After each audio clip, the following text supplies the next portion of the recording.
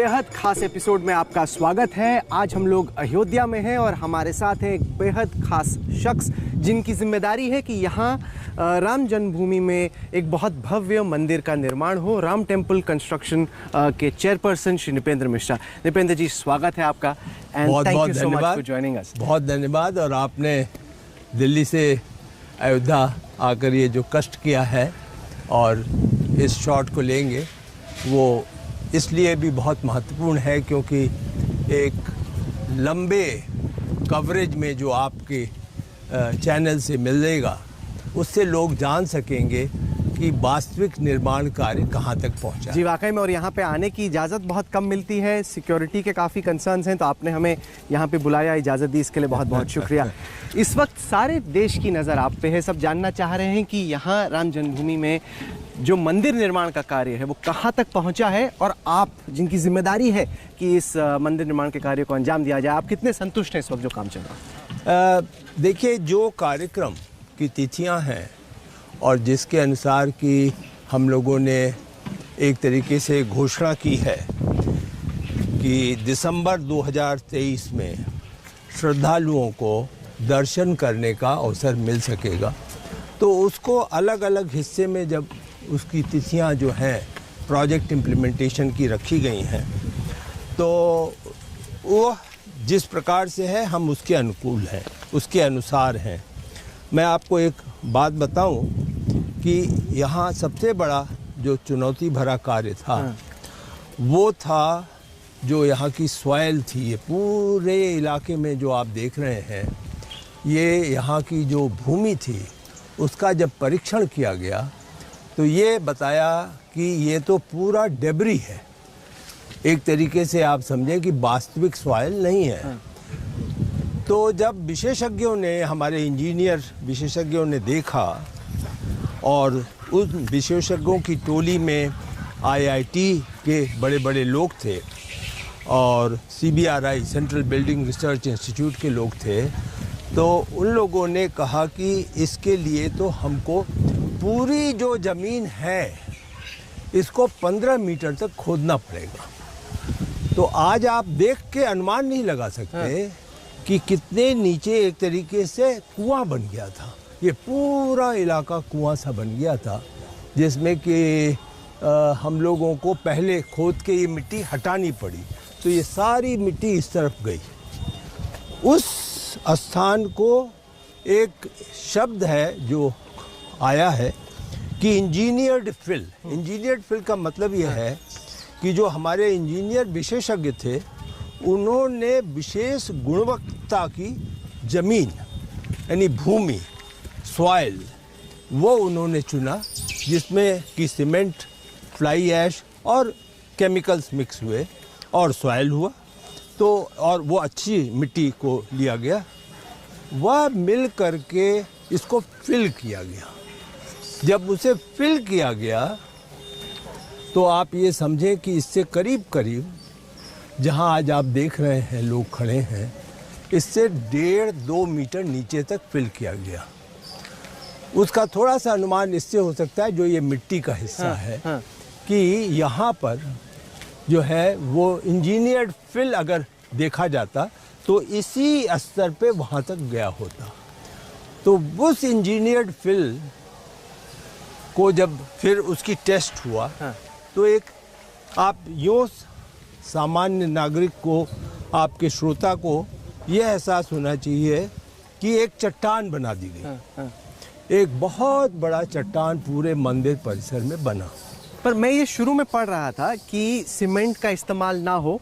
आप लोग शुरुआत में ये कोशिश कर रहे थे ताकि ये लॉन्ग लास्टिंग हो, क्योंकि माना यह जाता है कि सीमेंट 50-100 साल में उतना नहीं चल पाती। अब ऊपर आप लोगों ने सीमेंट लगाई, तो शुरुआत में जिस चीज़ को आप अवॉइड करने की कोशिश कर रहे थे, आखिरकार क्योंकि यहाँ की रेत बहुत लूज थी, वो करना पड़ा। तो उससे ये मंदिर कितने साल एकदम स्टेबल ढांचा रहेगा, उसको आप कैसे देख रहे हैं? नहीं, वो ऐसा नहीं था कि सीमेंट का बिल्कुल ही इस्तेमाल ना हो।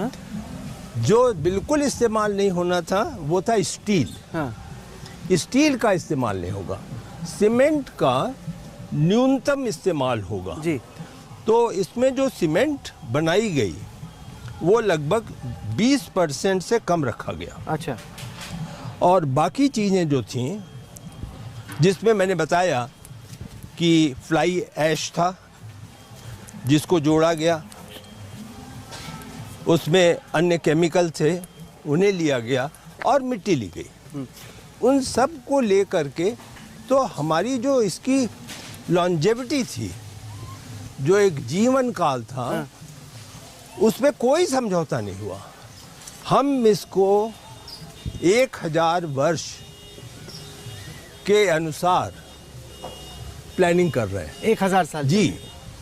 और उसके लिए जो भी अनुसंधान का कार्य है, उसके लिए जो भी हमारे एंशिएंट टेम्पल्स हैं, जो आज उदाहरण है कि 500-800 साल से वो खड़े हैं, हाँ। वहाँ पर क्या क्या हुआ उनका परीक्षण किया गया। अच्छा। और उस परीक्षण के बाद जो है निर्णय लिया जाता है। वो सब तकनीकी लोग हैं। मैं उदाहरण के लिए आपको बताऊं कि एक प्रारंभ में एक चर्चा चली कि क्या हम जो पुराने ज़माने में होता था लाइमस्टोन, हाँ हाँ हाँ, उसका इस्तेमाल करें। हाँ। तो उसके बारे में विशेषज्ञों ने और ख़ास तौर से आईआईटी के सिविल इंजीनियरिंग ब्रांच के हेड्स ने, हाँ। सबने कहा कि देखिए लाइमस्टोन उस समय था जब कोई अन्य विकल्प नहीं था, हाँ। लेकिन आज नहीं है। हाँ। तो आज के लिए हम लाइमस्टोन छोड़ के हम दूसरा क्रिएट करेंगे जो उससे बेटर होगा, हाँ, हाँ। जो यूनिफॉर्म होगा। तो उस दृष्टि से बनाया गया और हम इंजीनियर्ड सॉइल को बहुत सफल ढंग से, शुरू में कहा गया कि यदि आप यहाँ पर करेंगे तो 1 वर्ष लगेगा, हाँ। 2 मानसून सीज़न आएगा, आपके ऊपर मानसून का चैलेंज होगा।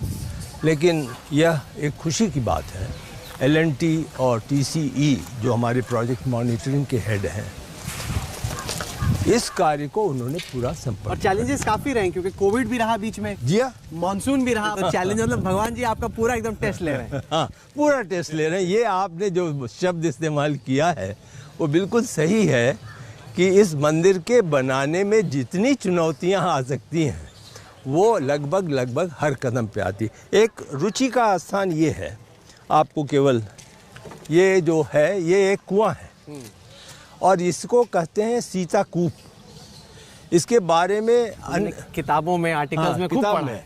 और यहाँ तक है कि लोग यहाँ जब दर्शन करने आते थे मंदिर पर तो इससे थोड़ा सा पानी पीते थे। हाँ हाँ हाँ।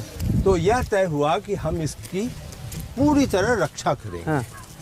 तो इसको इस तरीके से हम प्रोटेक्ट करने जा रहे हैं और कंजर्व करने जा रहे हैं कि यह सीताकूप बना रहेगा और लोगों की जो आस्था है उसको हम किसी प्रकार से उस पर कुठाराघात नहीं करेंगे। निपेंद्र जी, आपने इस देश में भारत की एडमिनिस्ट्रेटिव सर्विसेज में जितनी अहम जिम्मेदारियां होती हैं उनमें से बहुतों पे आपने एफर्ट किया है, काम किया है। आप प्राइम मिनिस्टर के दफ्तर में प्रिंसिपल सेक्रेटरी भी रहे। तमाम जो आपका एडमिनिस्ट्रेटिव एक्सपीरियंस है, जब उसकी आप तुलना करते हैं इस विशेष कार्य से जहां पे आपको जिम्मेदारी दी गई है भगवान राम की जन्मभूमि में यह मंदिर बनाने की, आप कैसे तुलना करते हैं? देखिए, ये मेरे लिए जितने अब तक जिम्मेदारियां थीं वो एक तरीके से मॉड्यूलर अप्रोच था। जो अनुभव था, जो तौर तरीका था, वो एक के ऊपर एक अनुभव था।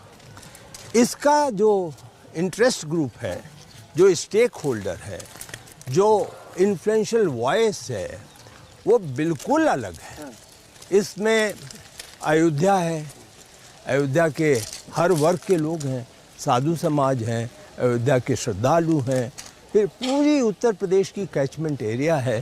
तो सही माने में आपसे अगर कहूँ तो मेरे लिए यह पहला अनोखा अनुभव था जहाँ मुझे हर प्रकार के विचारों को एक संगम में लाकर उनकी बात को सुनकर और उनको आदर करके, क्योंकि उसमें से कभी कभी ऐसे वर्ग भी होता था जो बड़ा इन्फ्लेमेबल है, जिसकी भावनाएं हैं, जिसने वर्षों से इस कार्य के लिए लड़ाई और सपना देखा है। तो सबकी बात को लेकर के चलना एक अपने अनुभव का था। और मैं मानता हूँ कि एक आस्था का विषय है, इसलिए थोड़ा संकोच कर रहा था। मेरे लिए ये डिवाइन ब्लेसिंग है। डिवाइन ब्लेसिंग है कि मुझे ये कार्य मिला है और मैं इसको पूरी निष्ठा से संपन्न करने का प्रयास कर। इमेजिन करने बताइए कि अगर आगे चल के 3 साल बाद 2 साल बाद कोई आता है तो क्या, कहाँ पे, कैसे दिखेगा? अगर आगे चल करके 2022 के अंत तक कोई आएगा तो यहाँ पर ये राफ्ट 1.5 मीटर विड्थ का होगा, जो लगभग ग्राउंड लेवल पे आ जाएगा। उसके ऊपर जो है वो एक अगली चुनौती है, 5 मीटर विड्थ की प्लिंथ है। हाँ। वो प्लिंथ आप 5 मीटर आप सोच सकते हैं कि 15 फीट हो गया। हाँ। मतलब हमारी लंबाई अगर है तो उससे आप अनुमान लगाएं कि हमारी दुगनी 2.5 गुनी लंबाई पर, और वह जा कर के एक ऊंचाई पे हम पहुंच के तब हमारा स्टोन का कार्य, लेइंग ऑफ द स्टोन, बंसी पहाड़पुर का जो एक्चुअल मंदिर, जो गर्भगृह होगा। आपने देखा होगा ये जो झंडा दिख रहा है, यही वो स्थान है जहां आदरणीय प्रधानमंत्री जी ने, जहां वो झंडा लगा जी, वो शुभारंभ किया था। वहीं पर इसकी पूजा हुई थी और वहीं से ये कार्य लिया गया 5 अगस्त 2020। और उसके बाद ये है 2022 के अंत तक निश्चित रूप से यहाँ आपके समक्ष स्टोन वर्क हो रहा होगा। स्टोन के 2 हिस्से हैं, कुछ तो कार्विंग माइंस में होगी, कुछ यहाँ पे होगी। वो इतना डेलिकेट वर्क होता है। अयोध्या में जब हम आ रहे थे और इतने सालों से लोग जब देख रहे हैं तो सड़कें बड़ी तंग हैं, यहाँ का सिविल इंफ्रास्ट्रक्चर, अयोध्या को बड़ा ही एक स्लीपी टाउन कहा जाता था। यहाँ मतलब कि कब कर्फ्यू लग जाए, कितने महीने कर्फ्यू चल जाए, कुछ पता नहीं। तो यहाँ कोई इन्वेस्टमेंट नहीं हुआ। तो जो पूरा इलाका है, न केवल ये 50 एकड़ का बल्कि उसके आगे का भी जो शहर है, उसको आप किस हद तक आप डेवलप कर पाए? देखिए 2 हिस्से हैं इसमें। एक तो ये है कि इस 50 एकड़ के डेवलप करने की जिम्मेदारी हमारी है, ट्रस्ट की है, और ट्रस्ट के लिए है, इसलिए मेरी। उस 50 एकड़ के बाहर का कार्य राज्य सरकार का है। लेकिन आपने जो महत्वपूर्ण बात कही कि ये जो संकीर्ण सड़कें हैं, जो सीवेज की चुनौती है, जो बिजली की चुनौती है, और संख्या रामनवमी के दिन उसका ही सिर्फ आप अनुमान लगाएं, बाकी दिन तो सामान्य है। लेकिन रामनवमी के दिन अनुमान यह लगाया जा रहा है कि लगभग 5 लाख से 7 लाख कम से कम एक दिन में लोग आएंगे। और वो जो 5 लाख से 7 लाख लोग यहाँ आएंगे, उनका जब आप सेकंड्स में मंदिर के सामने वो खड़े होके करेंगे तो 1 सेकंड में 7 लोगों को दर्शन करना है। दैट इज़ द चैलेंज कि 1 सेकंड में लोगों को ये कैसे संतोष होगा कि वो भगवान के सामने पहुँचे और उन्होंने जो है अच्छे दर्शन मिले हैं। तो उसके लिए टेक्नोलॉजी का सहारा लिया जाएगा। एक चैलेंज था क्योंकि इसकी दिशा जो है वो इस दिशा में मंदिर है, तो हमको जो किरण है, सूर्य की किरण है, जो कि 12 बजे जो रामलला है, जो बचपन की उनका है मूर्ति है, उसके यहाँ माथे पर आ करके वो करे। तो उसका हो रहा है प्रबंध? जी, वो हमारे वैज्ञानिक लोग जो CSIR के हैं, उनको हमने निवेदन किया। तो वो कैसे मैनेज कर रहे हैं? जी, वो कोशिश करेंगे कि सूर्य की किरणें को वो एक जगह लाएं और ला करके उसको जो है वो रिफ्लेक्ट करें थ्रू द कंप्यूटराइज सिस्टम कि इतने बजे वो रिफ्लेक्ट होके सीधा वहाँ माथे पर जाएगा। Now again it's a challenge, because ये करना तो आसान है, लेकिन चैलेंज ये अगर हर व्यक्ति उसका इंतज़ार करेगा कि ये दर्शन करने से ही हमें पुण्य मिलेगा, तो आप तुझे स्टैम्पीड हो जाएगा। As of now the solution is, वो एक एक क्षण जैसे जैसे जाएगा, वो पूरे शहर में कम से कम 100-150 स्क्रीन होंगी।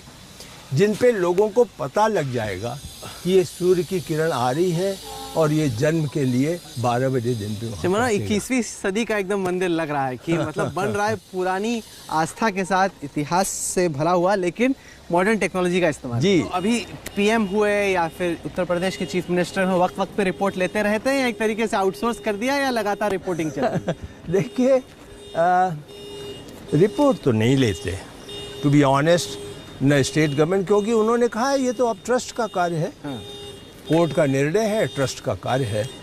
लेकिन उत्सुकता ना हो ऐसा नहीं है। उत्सुकता स्टेट गवर्नमेंट में भी लोगों की रहती है और सेंट्रल गवर्नमेंट में भी रहती है। और चूंकि अभी जैसे आपने यहाँ आप आए तो आपको अंदाज हुआ कि कितना बड़ा कार्य है। बेशक। वरना लगभग पिछले 6 महीने लोग पूछा करते थे नींव कब पड़ेगी। नींव के तो आप बहुत आगे निकल गए। तो उसको बताना कि साहब नींव 15 मीटर नीचे खोद के हटा करके उस पर इंजीनियर्ड फिल हुई, तो उसको एक अनुमान लगाना, एक चित्र बनाना दिमाग में, वो कठिन था। लेकिन अब धीरे धीरे वो संदेश पहुंच रहा है व्यापक रूप से, और आज आप आए हैं तो आपके माध्यम से जो कार्यक्रम होगा अच्छी जानकारी मिल जाएगी। चित्र दिमाग में बनाना एक चीज़ है, यहाँ पे आना, आपसे खुद जानना, समझना, सीखना और देखना कि किस तरीके से यहाँ पे राम मंदिर के निर्माण का कार्य चल रहा है, ये बहुत बड़ी बात है। आप हमारे साथ जुड़े, इसके लिए बहुत बहुत शुक्रिया। धन्यवाद। Thank you. धन्यवाद।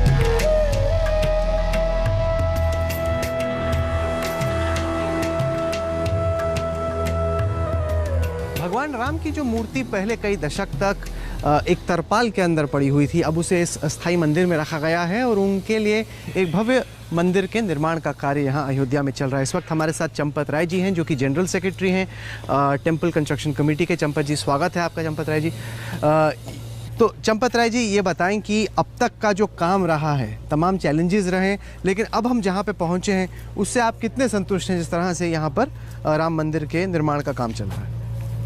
जो कुछ चल रहा है उससे मैं भी संतुष्ट हूँ, सभी ट्रस्टी संतुष्ट हैं,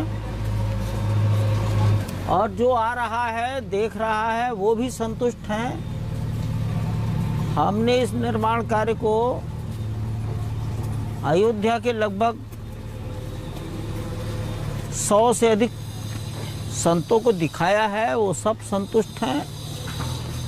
सर, यहाँ पर जो तमाम एफर्ट्स चल रहे हैं उनकी जब हम तुलना देश के बाकी मंदिरों से करेंगे तो एक तो ये जगह खास है क्योंकि यहाँ भगवान राम जी का जन्म हुआ, लेकिन जब आप इसको कंपेयर करेंगे बाकी टेम्पल से तो आपको क्या फ़र्क लगेगा जब इसका निर्माण हो जाए? कंपैरिजन नहीं करना चाहिए। हाँ। कोई कंपैरिजन का कारण नहीं। ये मंदिर रामेश्वरम से कंपेयर नहीं हो सकता। हाँ। रामेश्वरम रामेश्वरम है। हाँ। जगन्नाथपुरी रहने वाला है, मदुरई का मीनाक्षी रहने वाला है। हाँ। कंपैरिजन नहीं करना चाहिए। आपने इतनी लंबी एक लड़ाई देखी, कई दशक तक आप जुड़े रहे, अब जब इतनी स्पीड से यहाँ पर काम चल रहा है और कहा जा रहा है कि बहुत जल्द एकदम नज़र भी आने लगेगा कि मंदिर निर्माण का कार्य कितनी रफ्तार से बढ़ रहा है, कितना अहम है ये आपके लिए? जितना हिंदुस्तान के लिए 15 अगस्त 1947 अहम था, उतना ही अहम।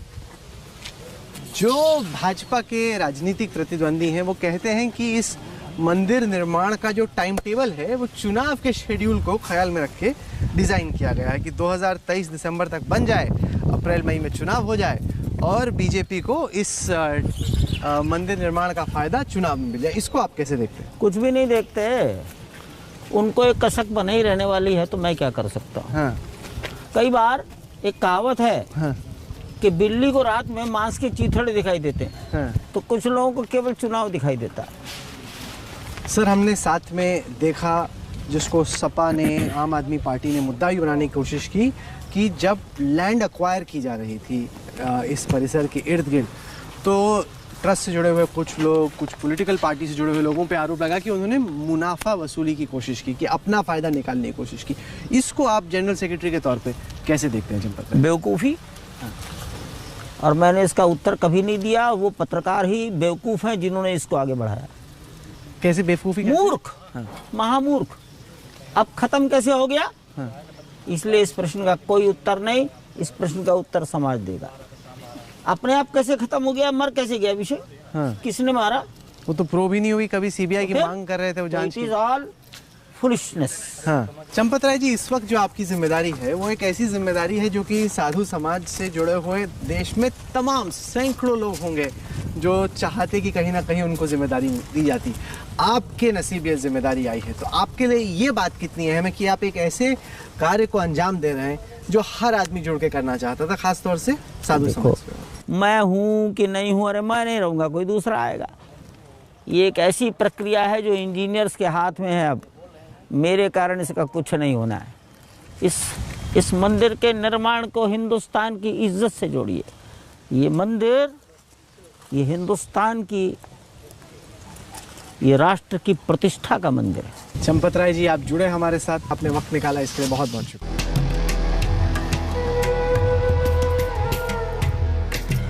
राम मंदिर के निर्माण के कार्य की जिम्मेदारी दी गई है लार्सन एंड टूब्रो कंपनी को, और इस वक्त हमारे साथ हैं इस पूरे प्रोजेक्ट के डायरेक्टर विनोद कुमार मेहता। स्वागत है आपका विनोद जी। मैं चाहता हूं कि जो यहाँ पे नक्शे हैं और जो यहाँ पे साजो सामान पड़ा हुआ है उसके जरिए आप हमारे दर्शकों को बताएं कि यहाँ कंस्ट्रक्शन कैसे चल रहा है और आपकी क्या चैलेंजेस हैं। ये हम लोगों ने एक डिस्प्ले बोर्ड बनाया है, तो जब भी कोई भी गेस्ट आते हैं उनको एक्सप्लेन करने के लिए ये नक्शे यहाँ पे इसके लिए इसके ऊपर फिक्स किए हुए हैं, और ये डिफरेंट स्टेज को बताते हैं प्रोजेक्ट का। हम लोगों ने पहले कि जो प्रोजेक्ट का पूरा ग्रैबिंग करके एरिया को पूरा लेवल किया था, बाद में we started excavation there, we gone down up to 50 feet down, okay, and remove this all loose soil and debris which were there, and further we started refilling with the engineer fill there. So ये जो drawing है ये वही चीज़ बताता है कि how we have to proceed, and same way we gone ahead with the complete construction there. इनके बाद में यहाँ पे नेक्स्ट एक्टिविटी है, अभी जो राफ्ट चल रही है, तो ये पूरा राफ्ट का एक प्लान है जिसको कि हमने 17 पार्ट में इसको डिवाइड किया है, और अभी आज की डेट में हमने 8 पार्ट ऑलरेडी कंप्लीट कर चुके हैं और बाकी अभी कंस्ट्रक्शन ऑनगोइंग है इसका। बहुत रुचि ये है कि पत्थर कहाँ से आ रहा है। हाँ, जिस मंदिर का सब लोग इंतजार कर रहे हैं, जानना चाह रहे हैं कि कंस्ट्रक्शन मटेरियल किस तरह का है, उसके कुछ सैंपल आपने यहाँ रखे। ये मैं आपको बता रहा हूँ कि जो सबसे पहले जो हम लोग जो प्लिंथ बिल्टअप करेंगे वो पत्थर है मिर्ज़ापुर का, तो उसके मैंने यहाँ सैंपल रखे हुए हैं। ये पत्थर का, तो इसके अंदर में आप देखेंगे ग्रे स्टोन फ्रॉम मिर्ज़ापुर ये है, और ये है ग्रेनाइट पत्थर है जो बेंगलोर से आ रहा है।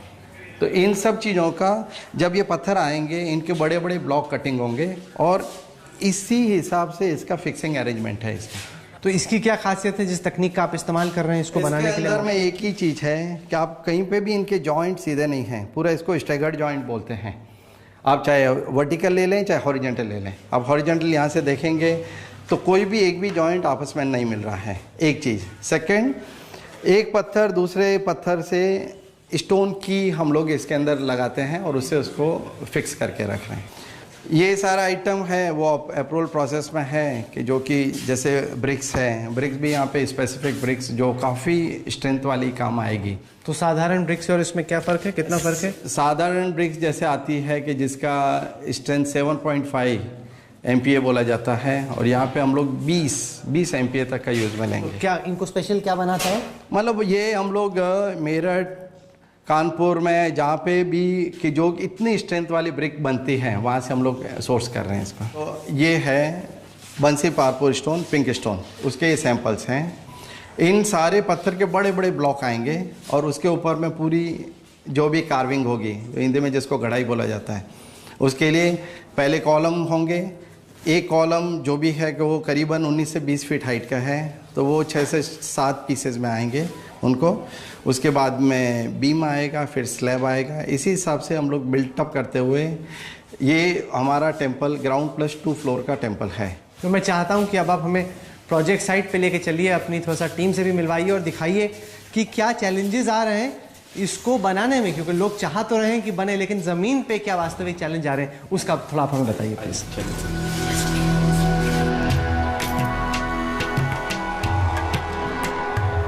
विनोद मेहता जी, मैंने सुना कि आप कई साल तक हिंदुस्तान से बाहर थे, एक तरीके से भगवान जी का ही बुलावा है कि आप यहाँ पे आए, थोड़ा बताएं। हाँ बिल्कुल, ये है कि मैं अभी तक ओवरसीज़ में काफ़ी प्रोजेक्ट किए हैं। तो मॉरिशस यहाँ से गया था मैं, फिर वहाँ से दुबई का प्रोजेक्ट किए थे, एंड देन उसके बाद में मैं मस्कट आ गया था। मस्कट में भी हम लोगों ने 3 प्रोजेक्ट किए थे। फिर वहाँ पे 2 इंटरनेशनल एयरपोर्ट किए और दोहा में फिर एक फीफा स्टेडियम किया है। और बड़ा इंटरेस्टिंग है कि आप फीफा के स्टेडियम बना चुके हैं, इंटरनेशनल एयरपोर्ट्स बना चुके हैं, और जब आप तुलना करते हैं क्या चैलेंजेस हैं फीफा स्टेडियम बनाने में और यहाँ राम टेम्पल बनाने में? अभी बेसिकली जो ओवरसीज़ के जो प्रोजेक्ट थे उनको हमको सारा लेटेस्ट टेक्नोलॉजी से करना था। हाँ। और मंदिर हमको करना है ट्रेडिशनल वे से। हाँ।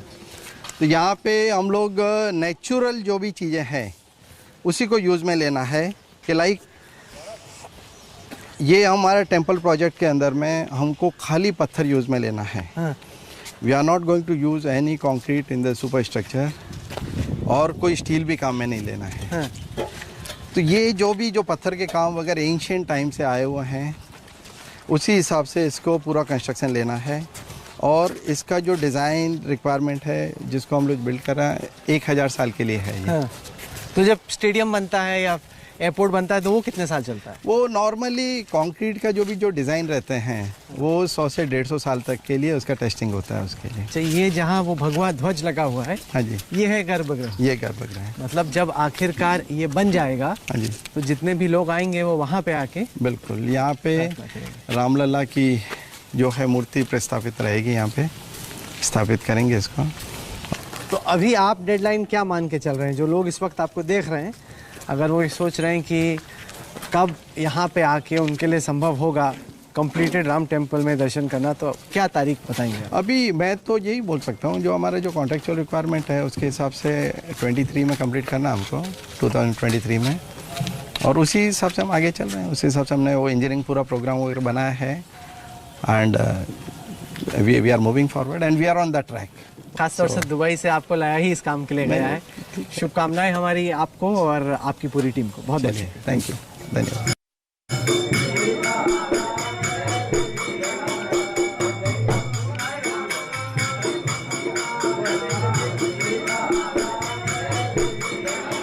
ये जानने के लिए कि राम मंदिर के निर्माण के कार्य का अयोध्या के बाकी मंदिरों पर क्या असर पड़ रहा है, इस वक्त हम लोग हनुमानगढ़ी में हैं और यहाँ पर हमारे साथ मंदिर के महंत राजू दास जी हैं। जी, स्वागत है आपका।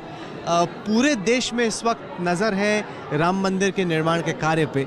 मैं जानना चाह रहा हूँ आपसे कि ये जो मंदिर निर्माण का कार्य आपके निकट चल रहा है उससे यहाँ पर क्या असर आपको दिख रहा है? पहले तो आपके सभी दर्शक को भगवान राम की जन्मधरती से ढेर सारा शुभकामना, ढेर सारा आशीर्वाद। जिस जगह पे हम लोग हैं, ये कहा जाता है कि राम द्वारे तुम रखवारे, होत ना गया बिन पैसारे। राम जन्मभूमि के मुख्य द्वार पे हनुमान जी महाराज का दुर्ग है, जहाँ पर हनुमान जी राजा के रूप में विराजमान हैं। और यहाँ से देखिए कितनी भीड़ है। जो भी आम जनमानस आता है जरूर हनुमान जी महाराज का दर्शन पूजन करता है, उसके बाद कहीं जाता है। और जब से राम जन्मभूमि मंदिर का आदेश आया है तब से लगातार अयोध्या में आम पब्लिक, आम दर्शक, आम भक्त और अन्य टूरिस्ट की आना जाना बढ़ गया है। हनुमानगढ़ी की एक खासियत ये है कि यहाँ पर छत से आने से पूरे अयोध्या का एक बड़ा ही भव्य नज़ारा देखने को मिलता है। यहाँ पे आप क्या बदलाव कर रहे हैं? क्योंकि देख तो हम ये रहे हैं कि अंदर आने के जो रास्ते हैं वो अभी भी बहुत ही पतले पतले से रास्ते हैं और काफ़ी मुश्किल है पूरा जो इंफ्रास्ट्रक्चर है यहाँ का। नहीं, जिस प्रकार से अन्य जो पिछली जो गवर्नमेंट थी, सरकार थी, उनकी मानसिकता अयोध्या के नाम पर एक गौन था, डरी हुई थी। एक मन में पता नहीं क्या लोगों के मन में भाव बना था, एक गलत मानसिकता कि अगर हम अयोध्या की बात करें तो लोग नाराज हो जाएंगे। लेकिन ऐसा कुछ नहीं, आप देखने को मिलेगा कि जब राम जन्मभूमि मंदिर का आदेश आया, शांतिपूर्ण तरीके से सारा मामला हल है। यहाँ से थोड़ा सा मैं बताना चाहूँगा, क्योंकि देखिए अभी की जो तत्काल की योजना है, इसकी पूर्व की जो योजना बनी, पहले तो आप देखे होंगे जैसे नया घाट आप एंट्री किए होंगे तो राम की पैरी अभी कोई 2 साल पहले आया होगा, देखा होगा, तो वहाँ हम स्नान और आचमन नहीं कर सकते। आज वहाँ लोग स्नान कर रहे हैं। दूसरा, जब आज पूरे तारों का जंजाल पूरे तारों का झंझावात, जिस प्रकार से तार चारों तरफ थे सब LED व्यवस्था हो गई, एक नंबर हो गया। अब व्यवस्था है वहाँ शहादत जो मेन मुख्य शहर है वहाँ से लेकर अयोध्या राम की पैरी तक, वहाँ से शहादतगंज से लेकर नया घाट तक चौड़ीकरण की व्यवस्था, और हनुमानगढ़ी गेट होते हुए ऐसे पास से कनक भवन होते हुए और आधे से कट करके ऐसे राम जन्मभूमि को जोड़ देना, ऐसी योजना है। क्योंकि आम जनमानस की भीड़ बढ़ी है, इस भीड़ को दबाव को कम करने के लिए सरकार ने योजना बनाई है इसकी चौड़ीकरण के लिए, और तमाम योजना है। तो राजू दास जी ये बताइए कि आपको लग रहा है कि जब यहाँ पर एक भव्य राम मंदिर बन जाएगा तो अयोध्या की जो इतनी पुरानी एक जटिल समस्या थी वो खत्म हो गई, या आपको लगता है कि इसी तरीके से कोई एक नई समस्या आ जाएगी और इसी तरह से चलता ही रहेगा, खिंचता ही चला जाएगा? नहीं, यहाँ की बहुत बड़ी खासियत है, पूरे देश और दुनिया को यहाँ के लोगों से रहन सहन के तरीका, आपसी सौहार्द की तरीका और आपस में कैसा सामंजस्य होना चाहिए यहाँ के लोगों से सीखना चाहिए, जिसका मैं प्रत्यक्ष उदाहरण दूंगा। जब तथाकथित बाबरी और राम जन्मभूमि का जो ये चल रहा था, प्रकरण चल रहा था, उसमें आप देखेंगे यहाँ का एक भी मुसलमान विरोध नहीं करा। तो यहाँ जो जटिल समस्या थी वो जटिल समस्या भी समाप्त हो गया, और यहाँ विशाल हृदय वाला जो सनातन धर्म के मानने वाले लोग हैं और जो साधु संत है, जो आम जनमानस है, हिंदू जनमानस है, सबको गले लगाकर शांतिपूर्ण तरीके से सबका सम्मान, और किसी भी धर्म के हम विरोधी नहीं हैं। इस वक्त हम लोग राजा अयोध्या के महल में हैं और हमारे साथ हैं विमलेंद्र मोहन प्रसाद मिश्र, जो कि न केवल राजा अयोध्या हैं बल्कि राम टेम्पल कंस्ट्रक्शन कमेटी के एक सदस्य भी हैं। स्वागत है आपका। मिश्र जी ये बताएं कि जो इस वक्त अयोध्या में राम टेम्पल के निर्माण का काम चल रहा है, उससे जो बाकी इलाके हैं, बहुत नज़दीक आपका ये बहुत बड़ा महल है, और जो बाकी शहर है उसमें जो विकास का इस वक्त काम हो रहा है, उसको आप किस तरह से देख रहे हैं? आप खुद सिटीजन मेंबर हैं इस कंस्ट्रक्शन कमेटी।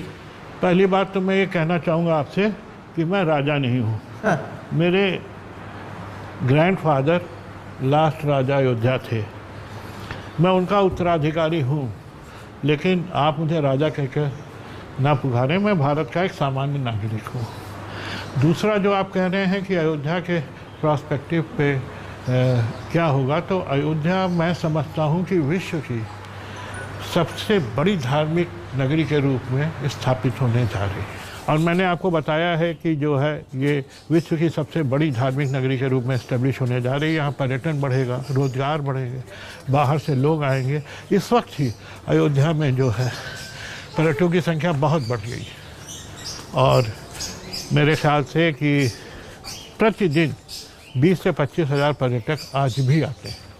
अगर पर्व नहीं है, पर्व में तो उनकी संख्या बढ़ती ही जाती है। एक जिस चीज़ का एहसास मुझे हुआ मिश्रा साहब यहाँ पे आके, वो ये है कि यहाँ पे अच्छे होटल्स नहीं है। जैसे अगर वाराणसी हम जाते हैं, बाकी जगहों पे भी जाते हैं, वहाँ पे जो इंफ्रास्ट्रक्चर है हॉस्पिटैलिटी के लिए, टूरिज़्म के लिए, वो बहुत अच्छा है। उसको बढ़ाने के लिए, ताकि जब हज़ारों की तादाद में लोग दुनिया भर से आएँ तो उनके पास अच्छा सिविक इंफ्रास्ट्रक्चर हो, रहने के लिए, उस दिशा में आप लोग क्या करें? बहुत से होटल्स आ रहे हैं, बहुत लोगों ने अप्लाई भी किया है। जहाँ तक मेरी जानकारी है 10 बड़े होटलों ने अप्लाई किया है लैंड के लिए, गवर्नमेंट को लाइसेंस के लिए। और नदी के उस पार, सरयू के उस पार 2-3 बहुत अच्छे होटल आए हैं, जो आज के पहले वो ज़मीन एकदम ऊसर और बंजर थी, जंगल था, लेकिन हाईवे बनने के बाद उसका डेवलपमेंट हुआ है और अच्छे होटल्स आए हैं। तो होटल्स आएंगे, धर्मशालाएं बनेंगी, और कई मठ मंदिर भी अपने यहाँ पे धर्मशाला वगैरह बना रहे हैं अपने भक्तों के लिए और पर्यटकों के लिए। तो मेरे ख्याल से ये इसमें कमी नहीं आएगी, समय लगेगा, लेकिन 2-4-5 सालों में एक बेहतर रूप सामने आ जाएगा। अच्छा, जब हम लोग आपके महल में प्रवेश कर रहे थे, हाँ। तो जो हमारे वीडियो जर्नलिस्ट थे, कैमरामैन थे, उन्होंने बोला अरे यही तो वो जगह है जहाँ पे आश्रम की शूटिंग हुई। जी, ये हमारा पैलेस है, इससे अंदर हमने आश्रम की शूटिंग की है। एक बेहतरीन होटल तो यहाँ पे भी बन सकता है, जी, लेकिन जी। काफी चैलेंज होगा इसको मेंटेन करके रखना। ज़रूर बहुत चैलेंज है, और निकट भविष्य में मैं इसे कन्वर्ट करने जा रहा हूँ एक हेरिटेज ग्रैंड होटल के रूप में। और वैसे देखा जाए तो आपसे बेहतर प्राइम लोकेशन किसी की नहीं है, वो एकदम नज़दीक में जी। जो राम मंदिर है उसके नज़दीक में सबसे बेहतर होटल आपका हो जाएगा। जी। तो मिश्रा जी, यहाँ के जो स्थानीय लोग हैं, उनकी सोच या उनकी ज़िंदगी में आपके हिसाब से कितना और किस हद तक परिवर्तन आया है जब से मंदिर निर्माण का कार्य यहाँ पे शुरू हुआ? स्थानीय लोग यहाँ बहुत खुश हैं। हाँ। उनको रोजगार के अवसर मिल रहे हैं, नौकरियों के अवसर मिल रहे हैं, उनकी प्रॉपर्टियों की कीमत बढ़ रही है, वो कुछ भी कर सकते हैं, डेवलप कर सकते हैं। ये मेरे ग्रेट ग्रैंडफादर हैं, इनको महाराजा की टाइटल थी, महाराजा प्रताप नारायण सिंह, ददुआ साहब के नाम से मशहूर थे। और हमारी ग्रेट ग्रैंड मदर महारानी जगदम्बा देवी। ये पैलेस इन्होंने नहीं बनवाया। सर बहुत हद तक अयोध्या को एक सोया हुआ सा शहर माना जाता है, बड़ा स्लीपी टाउन, लेकिन अब जब से यहाँ पे मंदिर निर्माण का काम शुरू हुआ, ये सब एकदम जग से गए, सक्रिय से हो गए। नहीं, ये कहा जाता था कि यहाँ सीता जी का श्राप है, माँ सीता जिसका श्राप है कि अयोध्या कभी जो है उस तरह से प्रॉस्परस नहीं दिखती थी। लेकिन मुझे लगता है कि प्रभु श्री राम के मंदिर बनने के बाद वो प्रसन्न होगी और अयोध्या जो है फिर से अपने वैभव को प्राप्त करेगी। सर टेम्पल कंस्ट्रक्शन कमेटी में सिटीजन मेंबर के तौर पे मैं जानना चाहता हूँ कि कितना जोर आप दे रहे हैं कि जो अयोध्या शहर का इंफ्रास्ट्रक्चर है, न केवल मंदिर निर्माण बल्कि जब ये सारे लोग आए वहाँ पे जो सड़कें हैं, जो बिजली की तारें हैं, उन सब पे भी बराबर से देखिए, मैं जहाँ जो चीज़ सोच सकता हूँ वो यूपी गवर्नमेंट पहले से ही सोचे बैठी हुई है। तो आप देखिएगा कि जो है सारे अयोध्या वासियों के सपने को साकार वही करेंगे। मिश्र जी आप जुड़े, बहुत धन्यवाद आप, थैंक यू वेरी मच।